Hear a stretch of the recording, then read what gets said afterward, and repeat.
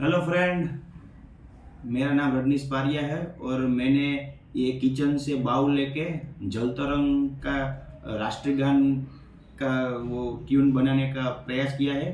और ये थोड़े ट्यूनिंग में नहीं है, फिर भी कमेंट कर देना कैसा है।